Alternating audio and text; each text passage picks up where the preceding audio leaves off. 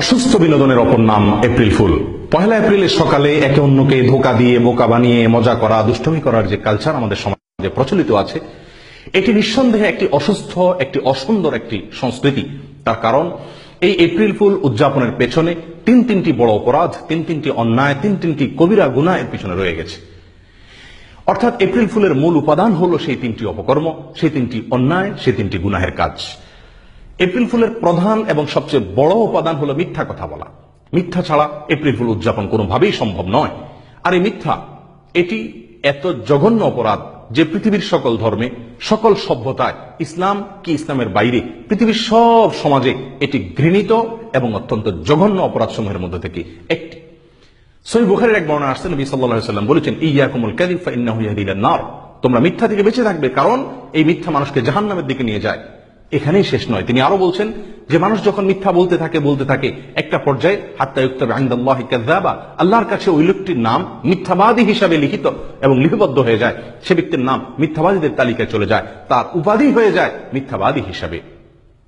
এখানেই শেষ নয়, নবী সাল্লাল্লাহু আলাইহি ওয়াসাল্লাম আরো বলছেন, ওয়ায়াসবুতুল ফুজুরু ফি কলবি। মিথ্যা বলার কারণে একটা পর্যায়ে মানুষের অন্তরে অন্যায়, অবিচার, গুনাহ এবং অপরাধ এগুলোর শেকড় গেড়ে যায়, গেঁথে যায়। গুনাহের ফাউন্ডেশন তার অন্তরে তৈরি হয়ে যায়, তার অন্তরে গুনাহের রাজত্ব কায়েম হয়ে যায়। এরকম ভাবে পুরো অন্তর, অপরাধ জগৎ অন্তরে তৈরি হয়ে যায়, যে যার ফলে একটি সুইয়ের জায়গা পরিমাণ ভালো কাজ প্রবেশের আর সুযোগ, স্কোপ আর সে অন্তরে থাকে না। এত জঘন্য অপরাধ মিথ্যা কথা বলা। আল্লাহ সুবহানাহু ওয়া তাআলা লানাতুল্লাহ আলাল কাযিবিন বলেছেন, মিথ্যাবাদীদের প্রতি আল্লাহ লানত, আল্লাহর অভিশাপের কথা বলেছেন। নবী সাল্লাল্লাহু আলাইহি ওয়াসাল্লাম মুনাফিকদের মার্কা এবং অন্যতম একটি আলামত বলেছেন মিথ্যা কথাকে। প্রিয় বন্ধু, আপনি হয়তো বলবেন যে আমরা তো দুষ্টমি এবং মজার ছলে মিথ্যা বলছি এপ্রিল ফুলে। জি, আপনার জন্য নবী সাল্লাল্লাহু আলাইহি ওয়াসাল্লামের দুটি হাদিস আমি উল্লেখ করতে চাই। তার উভয়টি বর্ণিত হয়েছে সুনান আবু দাউদের ভিতরে। তার একটিতে নবী সাল্লাল্লাহু আলাইহি ওয়াসাল্লাম বলেছেন, ওয়াইলুল লিল্লাযী ইউহাদ্দিসু ফায়াকযিবু লিইউযহিকাল কওমা বিহি।